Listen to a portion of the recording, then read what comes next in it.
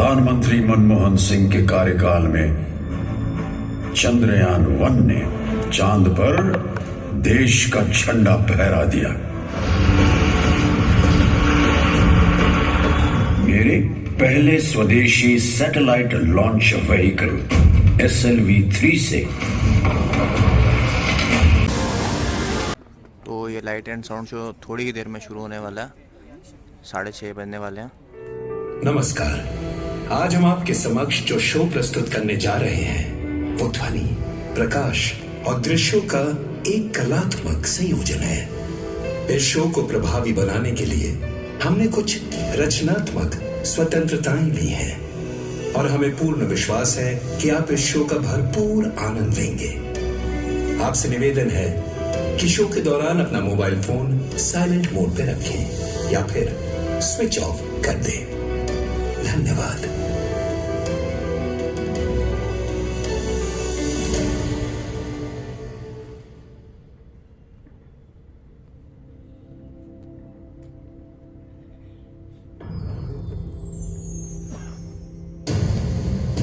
स्वागत है आप सबका।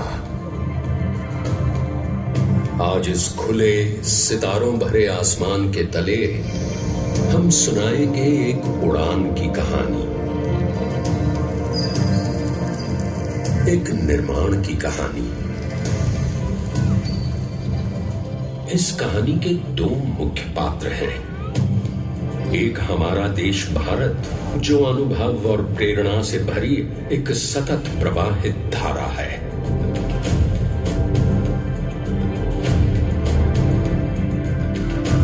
और दूसरी नव्या, जो भारत का कल है, एक उत्सुक, चंचल और जिज्ञासा से भरी देश की बेटी,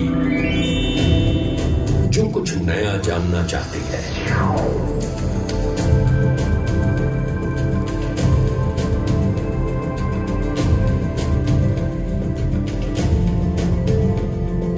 आज हम अपने गौरवशाली अतीत के विषय में जानेंगे और अपने उज्जवल भविष्य पर दृष्टि डालेंगे। तो चलिए मेरे साथ इस यात्रा पर। प्रस्तुत है नव्या की उड़ान, भारत का निर्माण।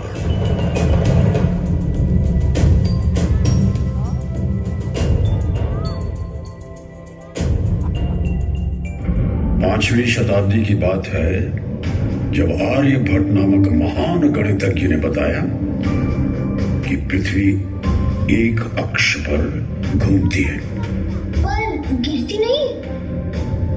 नहीं नव्या, गुरुत्वाकर्षण यानी ग्रेविटी के कारण ऐसा नहीं होता।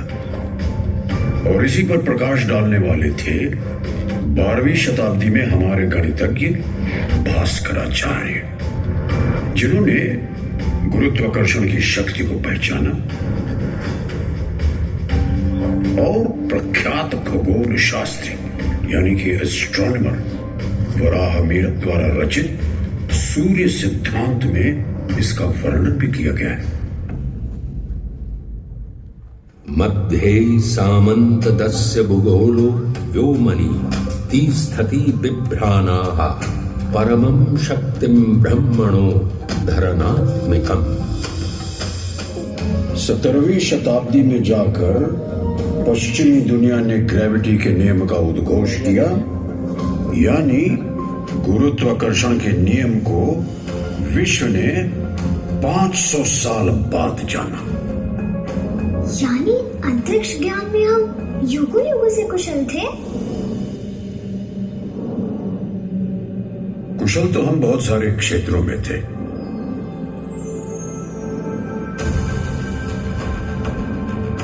शून्य यानी 0 और दशमलव यानी डेसिमल सिस्टम के जन्मदाता तो हम ही हैं नव्या। हमारे यहाँ गणित और अंतरिक्ष विद्या की एक अद्भुत साझेदारी रही है। चलो अब 20वीं शताब्दी की बात करते हैं। जब 1947 में हम आजाद हुए तो फिर तिरंगे को आसमान से कहीं ऊपर फहराने का स्वप्न में जागृत हुआ और शताब्दियों के ज्ञान को नई ऊंचाइयों तक ले जाने का अवसर मिला।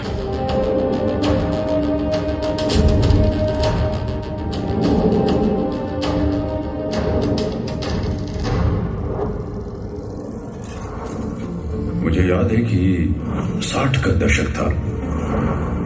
हमारे प्रधानमंत्री थे जवाहरलाल नेहरू, जिनके कार्यकाल में वैज्ञानिक डॉक्टर विक्रम साराभाई तथा डॉक्टर रामनाथन और उनके साथियों की मेहनत से Indian national committee for space research INCOSPAR INCOSPAR का जन्म हुआ।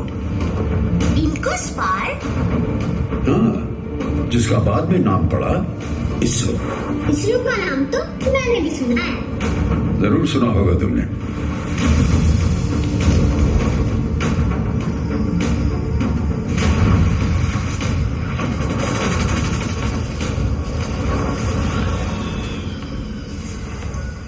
पता है इसी दौरान बना Thumba equatorial rocket launching station.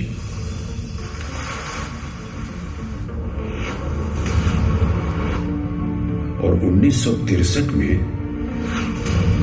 यहीं से पहला साउंडिंग रॉकेट प्रमोचित यानी लॉन्च हुआ, यानी वो रॉकेट जिसके उपयोग से उपग्रहों को लॉन्च करने में मदद मिली।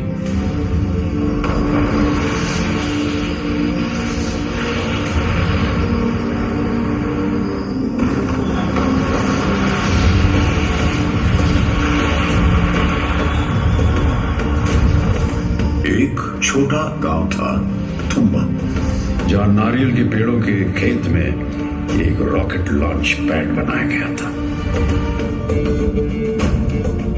एक तरफ प्रधानमंत्री लाल बहादुर शास्त्री द्वारा लाई गई हरित क्रांति,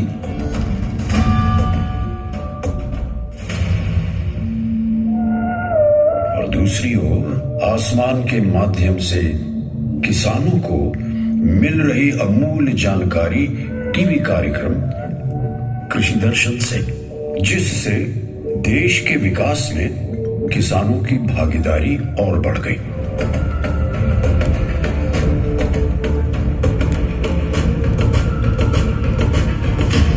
और इसके बाद लॉन्च हुआ भारत में तैयार किया गया पहला उपग्रह आर्यभट्ट।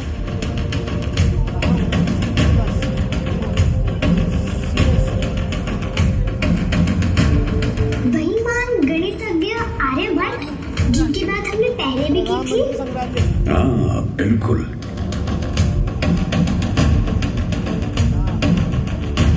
और नव्या 1980 में मेरा नाम एक बार फिर अंतरिक्ष पर लिखा गया, जब प्रतिष्ठित वैज्ञानिक APJ अब्दुल कलाम और अन्य दिग्गज वैज्ञानिकों की मेहनत से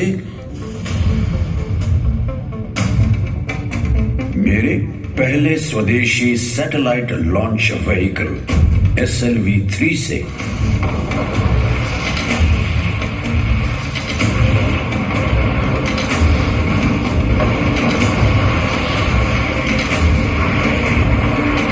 रोहिणी उपग्रह पर नियर अर्थ ऑर्बिट में सफलतापूर्वक अंतरिक्ष यानी इंजेक्ट किया गया।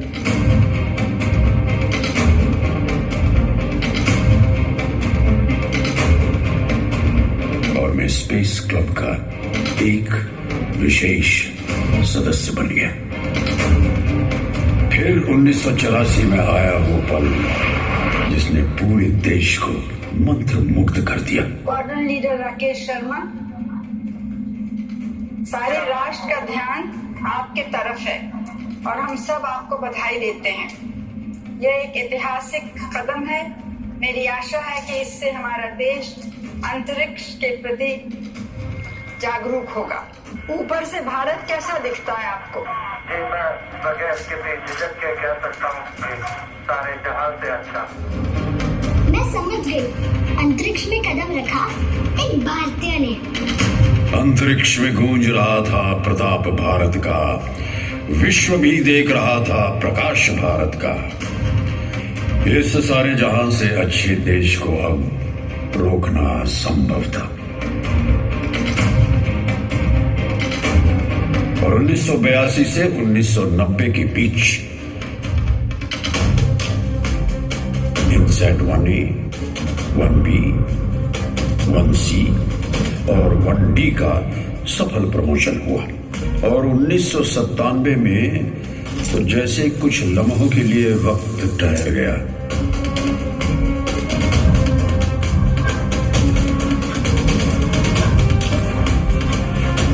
जब तुम्हारी ही जैसी एक बेटी ने स्पेस शटल कोलंबिया में उड़ान भरी।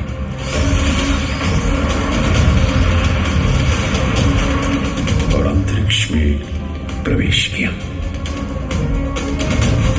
आज भी हमारे दिलों में कल्पना चावला की निष्ठा, मेहनत और समर्पण की यादें बसी हुई है। मतलब मैं भी एस्ट्रोनॉट बन सकती हूँ? हाँ, एस्ट्रोनॉट भी बन सकती हो और चांद पर भी जा सकती हो।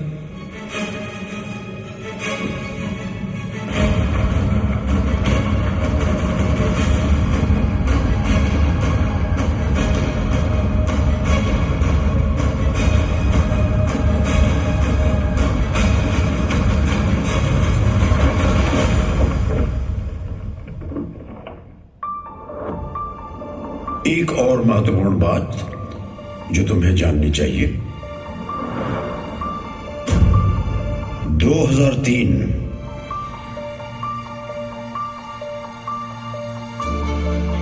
स्वतंत्रता दिवस के दिन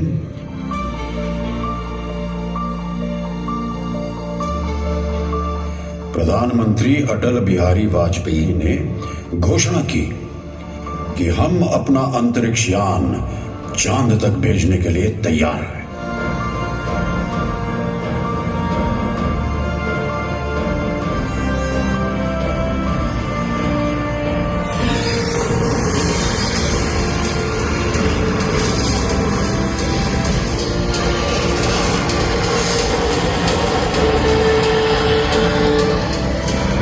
मतलब अब यान भी हमारा था?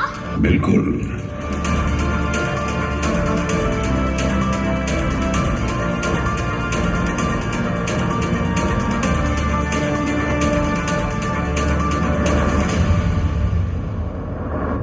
और 2008 अक्टूबर में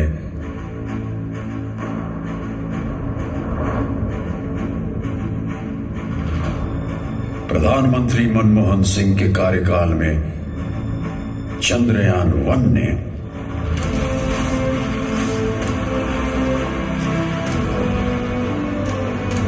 चांद पर देश का झंडा फहरा दिया।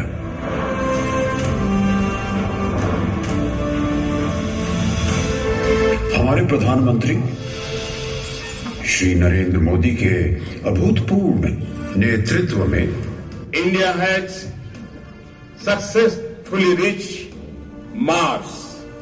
इतनी बड़ी सिद्धि प्राप्त होती है वो वैज्ञानिकों के विश्वास के कारण, उनके पुरुषार्थ के कारण, उनकी प्रतिबद्धता के कारण।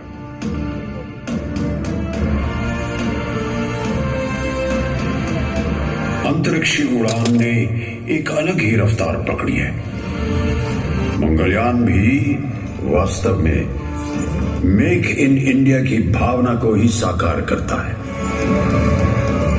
पता है नव्या, 2017 में PSLV के जरिए हमने एक बार में 104 उपग्रह लॉन्च किए।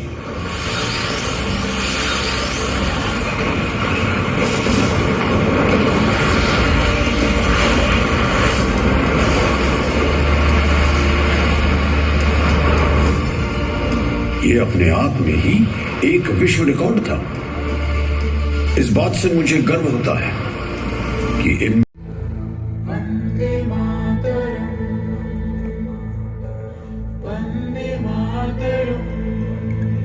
स्वप्न करोड़ों जाग उठे, थी आशा जिसकी हर मन को नए सूर्य का उदय हुआ और धूप मिली हर आंगन को।